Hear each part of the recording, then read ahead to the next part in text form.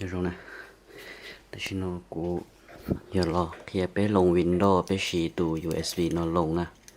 Từ USB nó cũng bút lái lù Windows cho họ là nè. Ok bé lồng Windows xa nè.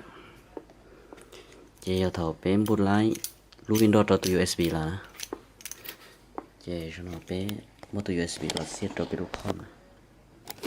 Giờ cho bé lúc không nhỉ. Tại vì nóจะไปเปิดเป็นลูกคอมเนี่ยเปิดคอมเปิด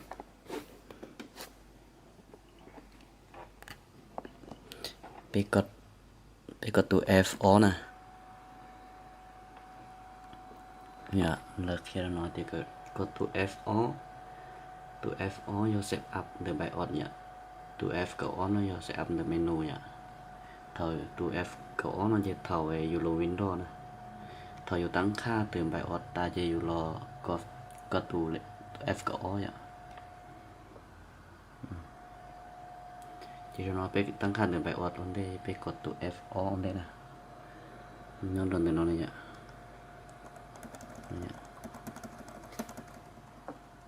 เป็นจุดกดอ้อเป็นหรือเราจะกดต้นหรืออ่ะ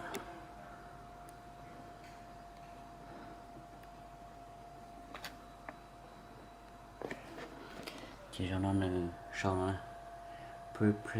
preparing to enter setup เนี่ยจะต่อยิ่งจีนต่างหน้าตั้งไบออสเลยอ่ะ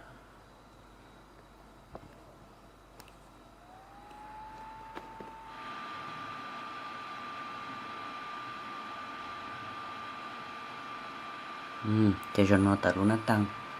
รู้หน่อยอย่ารู้หน้าตั้งไบออสเลยอ่ะไอ้อยู่จอหนึ่งบูทดัชชิลได้อ่ะจะจะนอนจะเป็นรอใช้ของเรานะ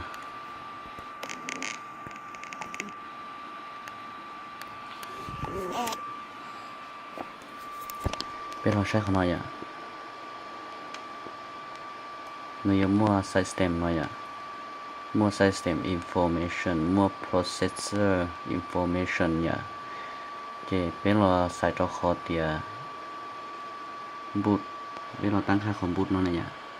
ถ้าเป็นรอเองเข้าของบูทเลยเนาะจะไปกด enter อย่างจะเนี่ยแต่เราใช้ดีน้อยอ่ะ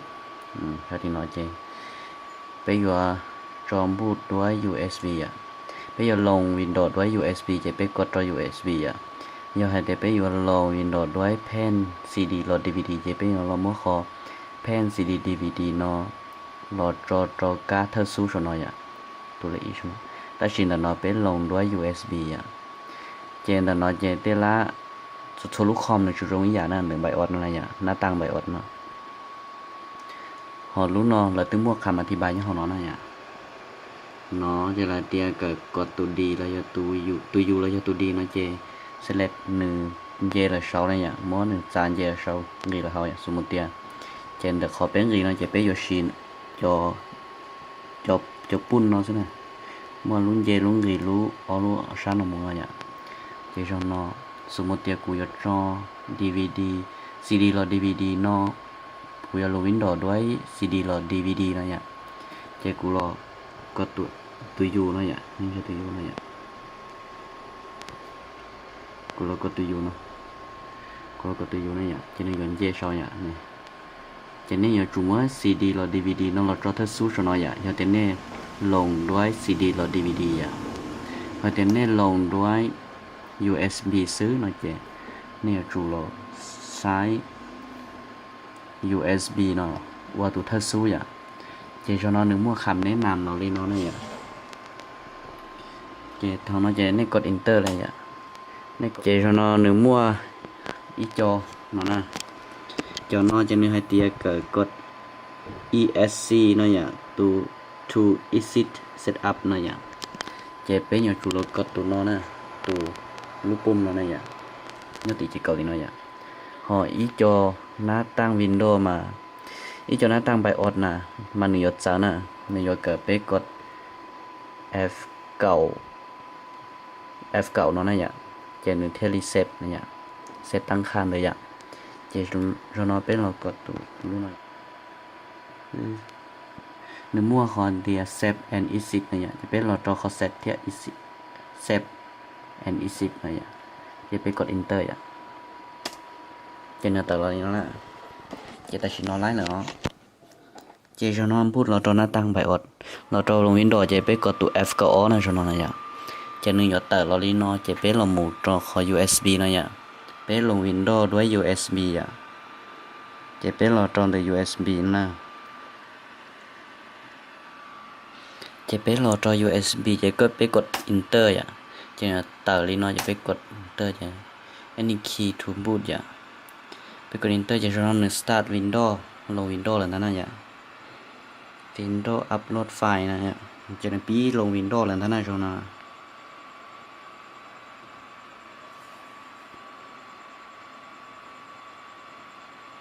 ต่อไม่จีอ่ะชนะปีนะในแต่รอรูปหน้าต่างน้อยนอนแล้วนะ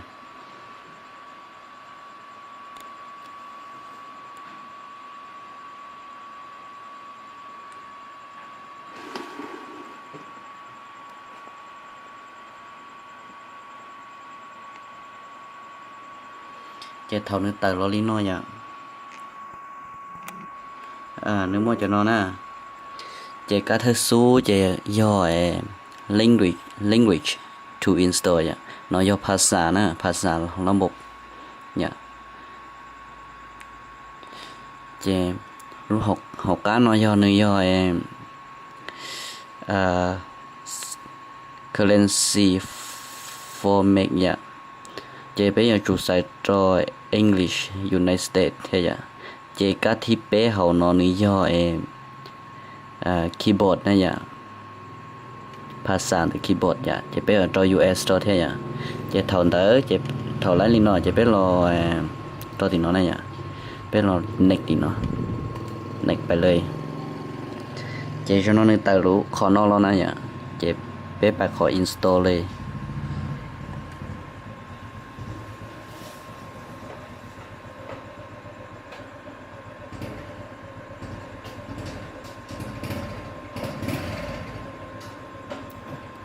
เจแต่ชินอเป็นรอใช้ของน้องนะอย่างนะแล้วอยู่กับเราคลิกของน้องอย่างคลิกน้อยอย่าง asset license อย่างเจเป็นคลิกของน้องจะนึงแต่เราตีน้องนะเจเป็นถ้าไปจิคลิกตีน้องไปจิเราคลิกของน้องนะอย่างไปจิติ๊กของน้องถ้าไปจิติ๊กของน้องมันนึงอยู่จิบ connect ตีน้องมันอยู่ปอมัวๆนี่น้องจะอยู่ติ๊กอยู่ไป next เต้านะอย่างเจเป็นจุดเราติ๊กของน้องอย่างเจชนอเป็นรอ nextเจอ๋อขอเนาะเจเป็นเราเลือกขอติเขาการเนาะนะขอ customer เนาะอย่าคลิกอีหรือด้วยอย่าเจขอสำคัญเจอย่าขอเนาะนะในลง Windows อย่าขอเนาะอย่าขอเทสซูชเนาะอย่าส่ง C ในอย่าลง Windows เราส่ง C อย่าเขาเนาะอย่าส่งดีอย่าส่งเนาะส่งดีอย่าส่งดีเนาะจะในเจ้าข้อมูลหนึ่งอย่าย้อนเราส่งเนาะนะอย่าแต่ในรอ format ส่งเนาะเทียเนาะจะหนึ่งอยู่ในเจ้าข้อมูลอยู่ประตันทอนะอย่าเจ้าคนที่ถอนนี่อยู่ลงนะจะเนี่ยจุดมุดซ้ายให้เตียใช้ส่งซีส่งตื้อส่งดีส่งตื้อนะอย่าเจ้าหน่อยจะส่งซีเนี่ยใช้ด้วยส่งดีนะอย่าส่งซียอดจะยีจุดเป๊กกิกเนี่ยส่งดียอยีเจ้าจุดชากิกอย่าเจ้าหน่อยเป๊กไปคลิกตัวส่งน้อยอย่าจะเป็นรอเขาตีน้อยอย่าได้ option น้อยอย่าไปคลิกหรืออะไรอ่ะจะเนื้อแต่เราลีน้อยอ่ะจะขอเรา delete ยอดเดียนนี่ไป delete มาหนึ่งยอปากเลยนะของเรานะหนึ่งยอปากหนึ่งยอรวมยอดเนี่ย delete จะหนึ่งยอปากเลยนะจะชนะไปจิตาไปรวมไปจิตาไปแยกส่งเชียร์อ่ะไปจีไป format ส่งสิ format จะไปคลิกโอเค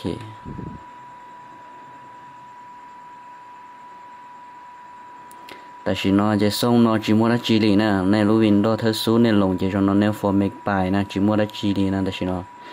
จะในไปคลิก next ต่อเลยสิอ่ะจะชนอในไปรอไปต่อเลยสิต่อ1 นาทีเดี๋ยวก็จะอีปัวเลยสินะชนอนะ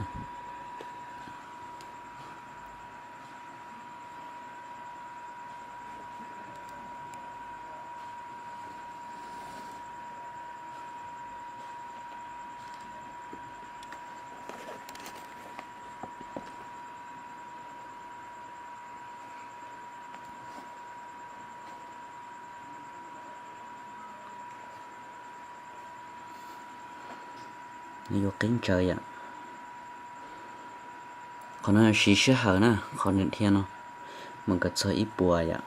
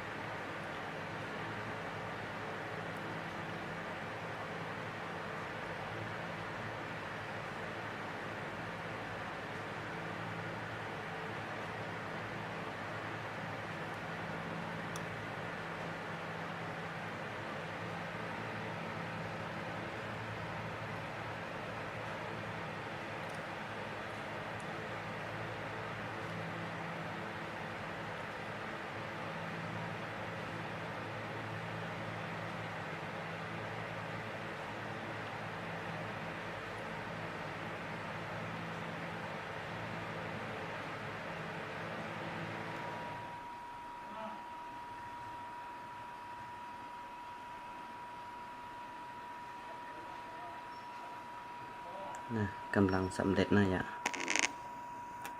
ตอนนี้กำลังสำเร็จนะ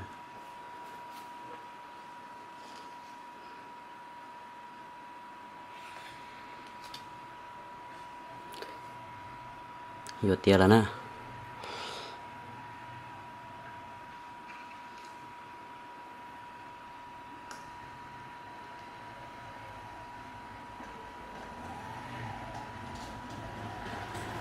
ตัวมันจีอ่ะ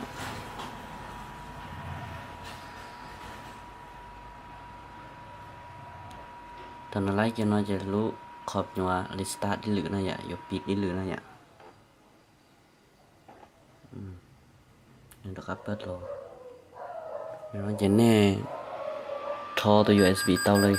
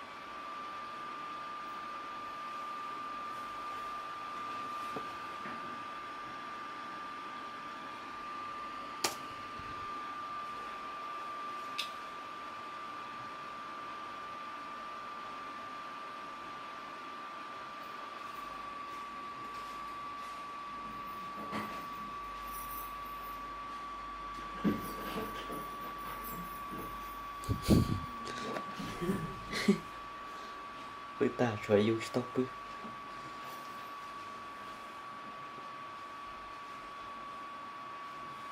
à do nó là bé trong bé nè tại nó là bé trong bé vậy giờ trong bé lý trà vậy nhân thì dù xưa vậy rồi dù luôn bé là tàu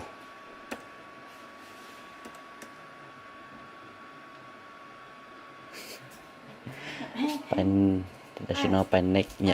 neck trên nó trâu lá hạt nhỉ đó là nó chỉ tao trâu trên bên neck xưa vậy à giờ đó là nó cái trâu product neck bên neck đuôi vậy nó trên mông vậy đó là nó cũng chỉ tốn cản tăng như vậy đấy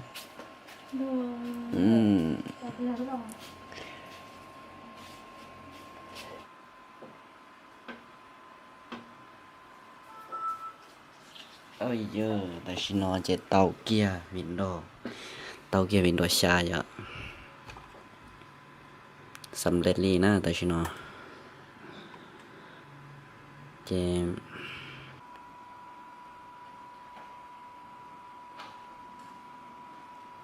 thọ lồng lấy kia rồi trên tao tí lú thẳng khi nhớ nó thế nào mà tí lú thẳng khi nhớ nó thế nào vậy chỉ cho nó bây giờ mới cho icon chưa được rồi cha vậy phải kích khỏa thì phải bài khó personal list này vậy tự nó chỉ phải bài khó tiệt change desktop icon nó vậy chỉ phải tích cho nó vậy nó do my computer nó do server network nó do control panel nên tích rồi chứ bài kích apply chứ ok nó thế vậy chứ tua luôn là tăng nó mongเลยchứ cho nó nhỏ lấy cho nó lo nè thật tôi nó là chứ bé muốn sai xem béรู้ Windows rồi Windows chị ạ bé phải sai Windows này kích khóa chứ phải properties dạ chứ lạiรู้ Windows xa dạ professional dạ nên Windows 7 RAM 4GB 6cc bit dạ ta đi nó xưa chụp chế cho nó nè bé muốn sai driver sẽ bù mua driver bù tao khốp nhá chế thầu view luôn Windows chỉ chia chế nếu mua nó tên Microsoft Excel PowerPoint để nó chế này mà đi bàiติดตั้ง đùa xưa nè chế cho nó bé bài nữa khó my computer nó nhá bài kích khóa bài my name chế để bài cho khó Dice Manager này ạ trên này cho driver nè cho nữaว่าสีด้านๆเลยลูนอนะจะอยู่ไลฟ์อัปเดตนะเนี่ยตัว driver นอกคาดนะเนี่ยอยู่ไลฟ์เท่านี้อัปเดตจะในเส้นอินเทอร์เน็ตเราจะในคลิกขวาจะอัปเดตนอซะนะเนี่ยเดตนี่หน่อยอ่ะแต่ชี้เจ้าหน่อยชี้มั่วอินเทอร์เน็ตเนี่ย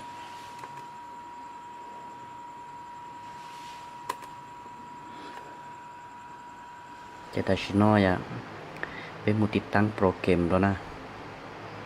ไปไมค์คอมพิวเตอร์กูจุ้ยโจไฟล์โปรแกรมเราจอหนอเทียไปในไมค์คอมพิวเตอร์หน่อยอ่ะกูจะไฟล์โปรแกรมกูมาจอเตือน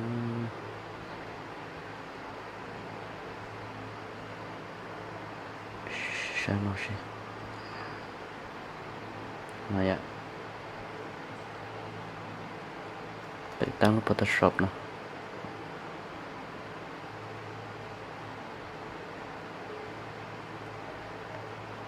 โอเคไปเลยอ่ะ English โอเคไปเลยคลิก next ไปเลยเนี่ยจะไป agree เลย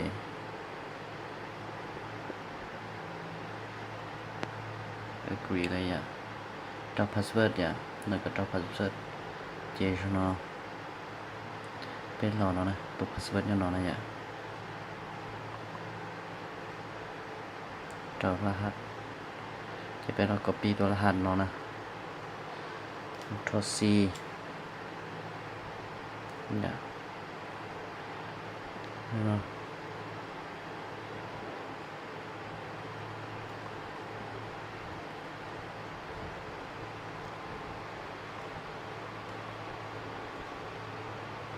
ตัวรหัสอะไรอ่ะระวางตู้รหัสเราตัวเนาะชิโนกดคลิก next เลยอ่ะ next ต่อเลย next เลย next เลย install เลยเนี่ยจะลองติดตั้งแล้วนะติดตั้งด้วย Adobe Photoshop นะอย่า